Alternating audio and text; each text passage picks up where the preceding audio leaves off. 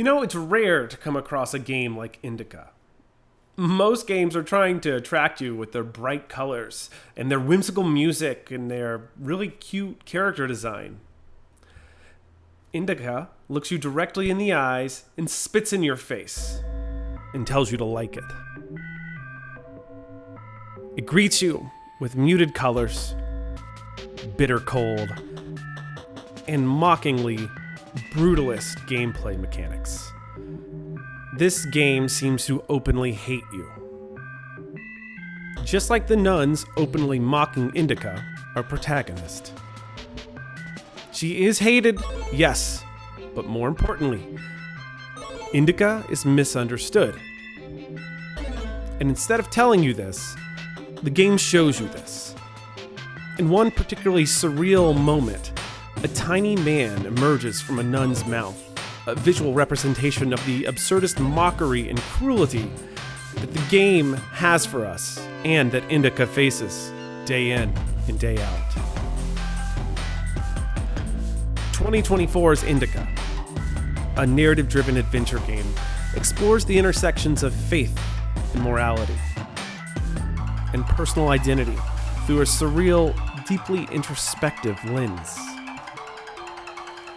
Set in alternative history version of 19th century Russia, the game follows ritual character Indika, a young Orthodox nun struggling with visions and a partially disconcerting inner voice that haunts her. What about stealing? Pocketing a ruble, for example. Is that worse? Worse.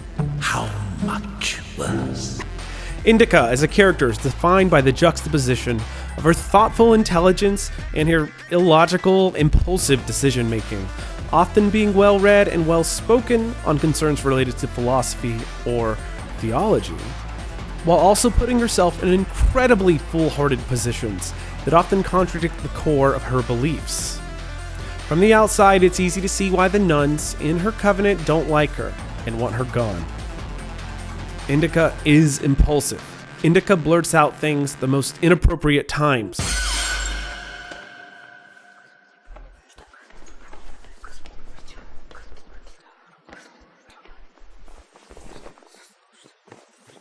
And she seems attention-seeking.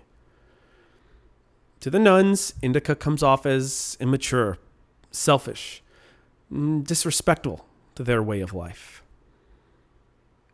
But as the audience, we know a very different version of the story. Indika seems to be suffering from an invisible psychological disorder. Her vision suggests something akin to psychosis or schizophrenia or a variant of it. We're never explicitly told what her diagnosis is, nor why she experiences these symptoms, though PTSD seems like a pretty strong guess if you play the rest of the game. But, and I bet you're not really surprised knowing about the other content on my channel, it's clear to me that Indika also, or even possibly primarily, has ADHD and religious trauma. For this reading, though, we first need to look at religious fundamentalism. Religious fundamentalism is a belief system that emphasizes a strict, literal interpretation of religious texts and adheres to traditional religious doctrines. It often involves a strong resistance to modernity and the belief that society should align with the teachings and values prescribed by the faith. Notably, religious fundamentalism thrives on order, rigid schedules of prayer and devotion, clear distinctions between right and wrong, obedience to authority, and an emphasis on faith over doubt. For many neurotypical believers, this structure can offer stability and clarity and even comfort. But for someone with ADHD, a brain wired more for questioning, impulsivity, and difficulty with routine, these expectations can feel suffocating. When the church tells someone with ADHD that faith should be simple, that obedience is the path to righteousness, and that doubt is dangerous, what happens when their minds just won't comply? ADHD brains are often wired to challenge rules. We ask why a whole lot. We push back against structures that don't make sense to us. And in fundamentalist faith, where authority is absolute and questioning can be framed as rebellion, this instinct can lead to alienation. When an ADHD individual asks, "Why does God demand this?" and receives only, "Because Scripture says so," or our interpretation of Scripture says so, it often isn't enough.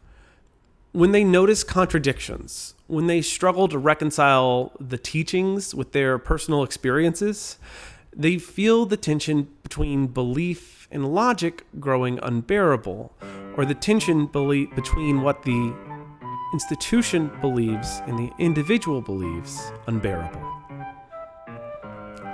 For many, this is the beginning of religious trauma.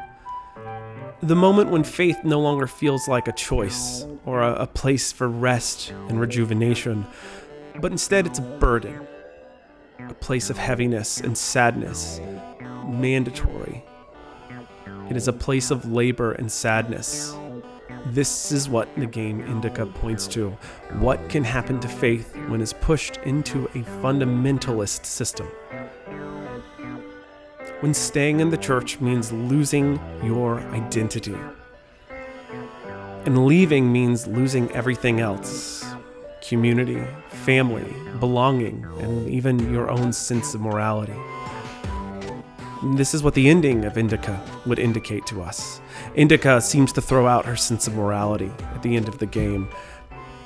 I'd like to interpret it as her leaving fundamentalism. That's probably my own personal interpretation. But I want you to see, one way or another, this challenge is difficult.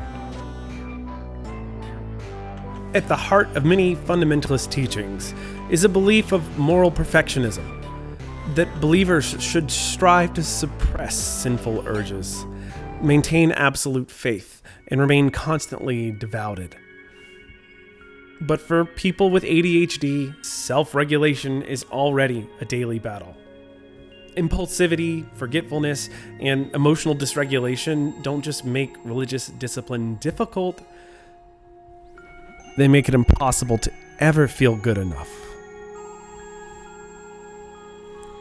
This is where ADHD individuals often fall into cycles of hyperfixation and burnout.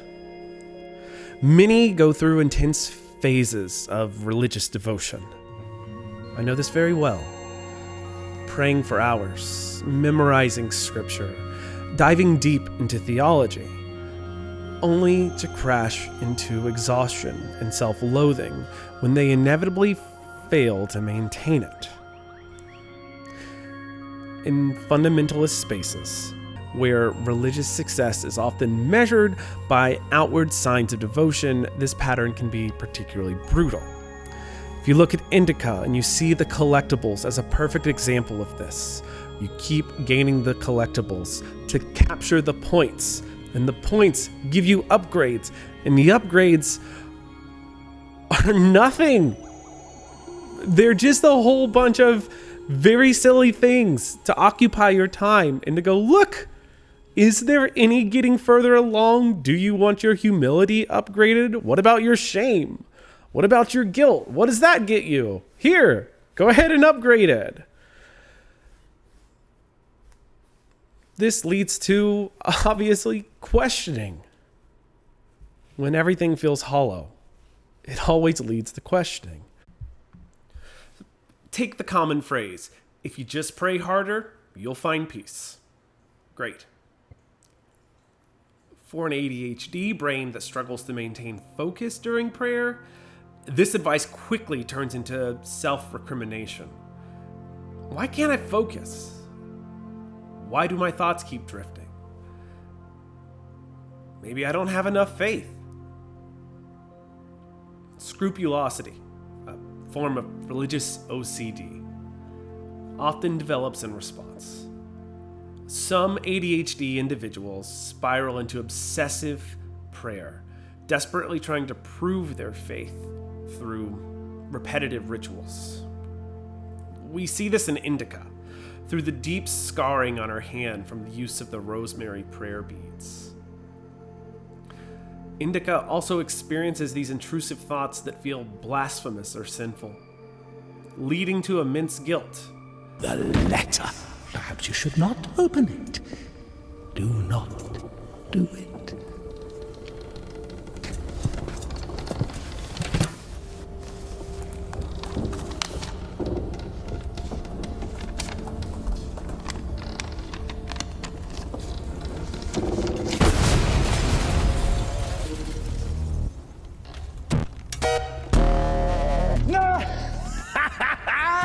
You don't even have anything to say.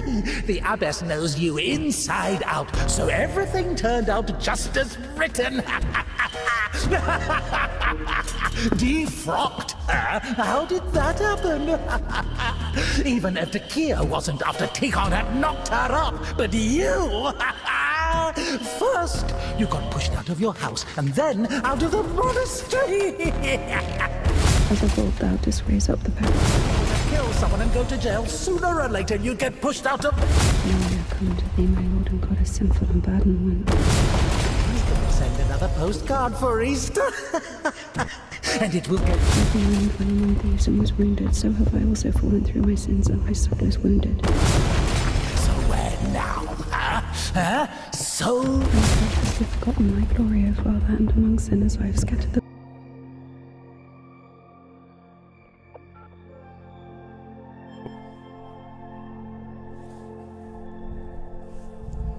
For many individuals raised in fundamentalist faiths, this inner voice feels all too familiar.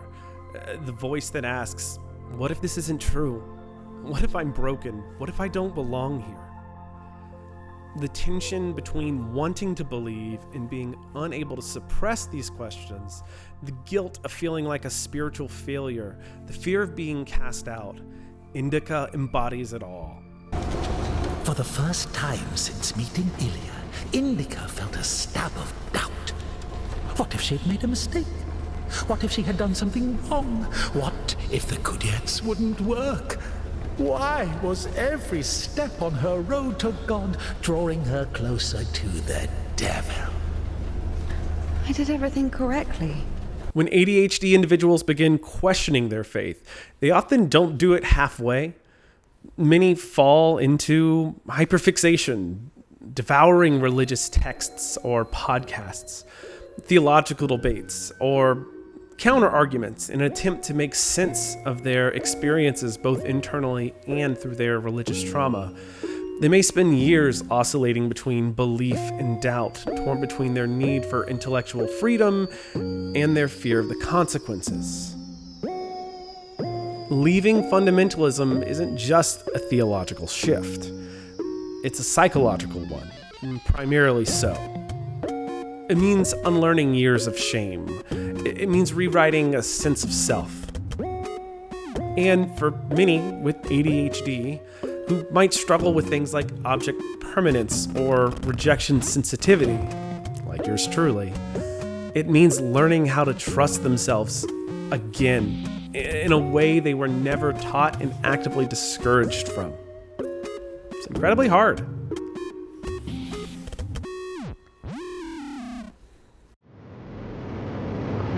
Quiet forest lullaby. All the stars are in the sky. Silent shepherd, crescent moon, plays a cheerful trumpet. For ADHD individuals who struggle in fundamentalist faiths, the journey towards self-acceptance is a long and painful one.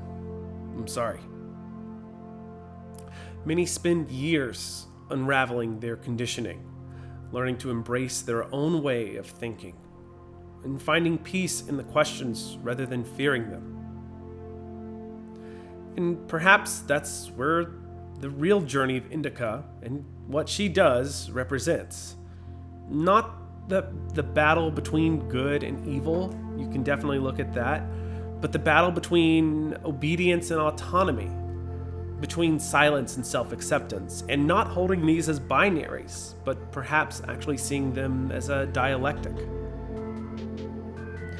to those of you who have also walked this path, I just want to tell you here at the end of the video, you're not broken.